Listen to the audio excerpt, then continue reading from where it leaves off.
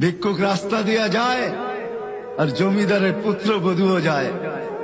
একজন সামনের থেকে আসতেছে, একজন সামনের দিকে যাইতেছে। দুইজনের ক্রসিং এর সময় ভিক্ষুকের গায়ের কাদা জমিদারের পুত্রবধূর গায়ে লেগে গেছে। সে দুনিয়া আন্ধার করে ফেলছে, স্বামীকে ডাইকা নিয়ে আসছে, বলছে ভিক্ষুক আমার কাপড় নষ্ট করে দিছে। সে শুধু ভিক্ষুক ছিল না, বৃদ্ধ ছিল। বৃদ্ধ ছিল না শুধু, জীর্ণ ছিল, শীর্ণ ছিল।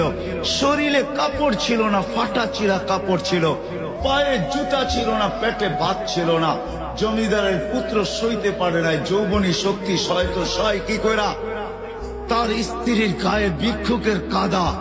বস সমগ্র শক্তিকে হাতে একত্র করা বৃদ্ধের গালে বসায়।